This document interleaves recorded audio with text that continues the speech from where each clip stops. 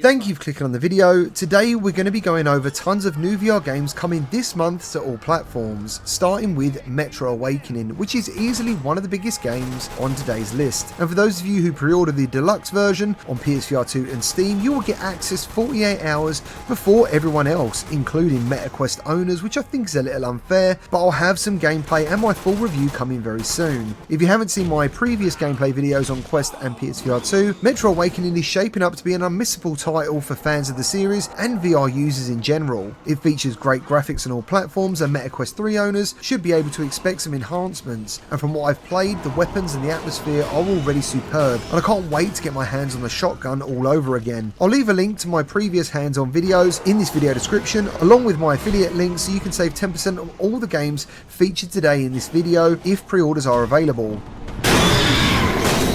One of the best demos I played at Gamescom was Walltown Wonders. It's a mixed reality game from the developers of Hubris, and even though we don't have a firm release date yet, all that is stated right now is autumn on the MetaQuest store. I believe they are going to be aiming for November for the full release, and I can't wait to explore this all over again. You have a race of tiny people living in your walls, and you must help them build a thriving city by doing quests and mini-games. And one of the most shocking things that happened to me while I demoed this game was when I held one of the tiny people in my hand, I experienced something called Phantom Sense, which basically means you can feel something in your hand even though obviously you shouldn't be able to. And overall I was really impressed with the graphics as well. There is so much tiny little details in this, and I think it's going to be one of the biggest mixed reality games on Quest 3. Last Stand is coming November 14th from the developers of Drop Dead the Cabin Home Invasion, which is a fantastic mixed reality game. Last Stand is featured inside a shopping mall, and you'll be facing off against someone online. You have to protect your shop from your opponent and waves of zombies. You can also use objects in your play space as cover from the enemy, and even though the version I played was pretty early, it was extremely cool, and I'll have a gameplay video for you very soon. Starship Troopers Continuum is coming November 14th after a slight delay from developers XR Games, and I'm pretty interested in how this is going to shape up because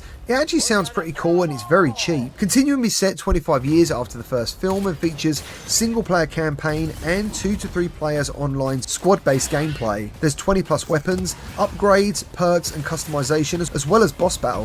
One thing that does sound really interesting is the trooper roguelike element. You have to rank up your trooper, keep them alive, earn promotions to keep your perks, and after the hugely disappointing Hitman VR on Quest, this is definitely one I'm hugely intrigued to check out. Thrill of the Fight 2 is launching November 21st in early access and looks to be a huge upgrade on the original that released way back in 2016. You get to glove up in a fully customizable avatar, test your skill while working up a sweat in the new online player versus player mode, which is easily one of the biggest things I'm looking forward to. Challenge your friends and enter the arena through skill-based matchmaking and battle your way from humble gyms to breathtaking arenas. I've not been this excited for a boxing game in such a long time. The original Thrill of the Fight was so good, I really can't wait to get my hands on this one. Exo Cars is actually looking pretty sweet and is releasing November 14th after a slight delay from the developers behind Omega Pilot, which was an attempt to bring Wipeout to Quest and PCVR. Exo Cars will feature single player and multiplayer races, featuring ramps, drifts and natural obstacles on the streets, stadiums and deserts and mountains, and a tropical paradise. There will also be tournament modes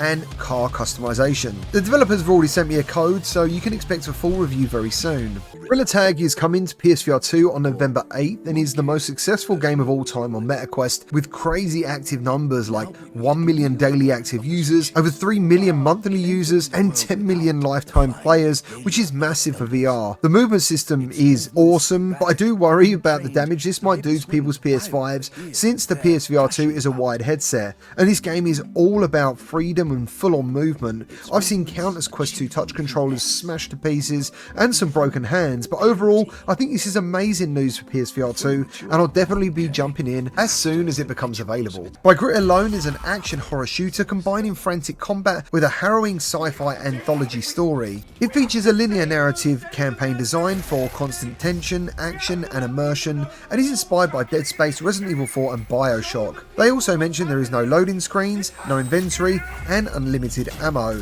You will need skill and speed to rip through the ferocious swarms and get out of this corrupted hellhole in one piece. From this trailer and the info they've shared, it might scratch the itch for those of you looking for a Dead Space VR style game, but the graphics in this trailer are pretty underwhelming, so I'm hoping this looks better when it releases on November 21st. Dig VR is releasing November 14th and is a light simulation game with a casual arcade twist. You have to grow your business, take on a variety of jobs from the town's residents, from traditional construction jobs to more obscure requests. Accompanying you is Dig FM, a dedicated radio station with a wide selection of music, and you must progress from micro-sized diggers to colossal-sized diggers with a diverse set of attachments to overcome any challenge. And there's also 70 customizable options. I'll definitely be checking this out very soon. I featured Spatial Ops over a year ago and played it again recently at MetaConnect. It's a frantic room-scale multiplayer first-person shooter featuring sniper rifles, rocket launchers, pistols, assault rifles, and it's definitely a lot of fun. But if you do pick this up, you'll obviously need a massive space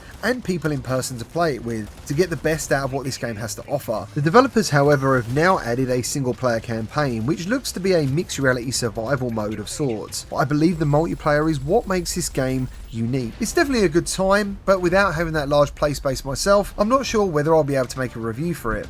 Mania seems to have come leaps and bounds after I first tried it around the launch of MetaQuest 3. It can be played in mixed reality, which is obviously awesome, and features room scale, so you can build up your track on real world objects like your desk or chair, for example.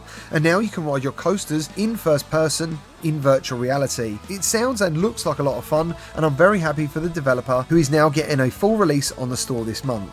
Augmented Empire sees you step into the divided city of New Savannah in 2058. Playing as a poster child of the civil obedience, you must lead a team of misfits and criminals to survive. You can control your team in augmented reality to overthrow the corrupt elite. Augmented Empire combines an engaging dystopian story with turn-based VR, MR, RPG strategy, and you can play in VR and mixed reality using either controllers or hand tracking. It features 6 playable characters, 60 environments with up to 10 hours gameplay across 26 missions. I did dive into the demo and it was pretty cool, but I definitely need to see more before I decide whether or not to feature it on the channel right now. And lastly, Ember Souls, which looks to be a Prince of Persia style game for VR, is currently listed as coming in fall, but I expect this to be coming within this month. Ember Souls is a hack and slash parkour climbing puzzle adventure by the developers of Guardian's Frontline. You must harness the power of the Ember Stones to unlock new abilities and use your combat skills and agility to defeat the mysterious Shadow Sultan.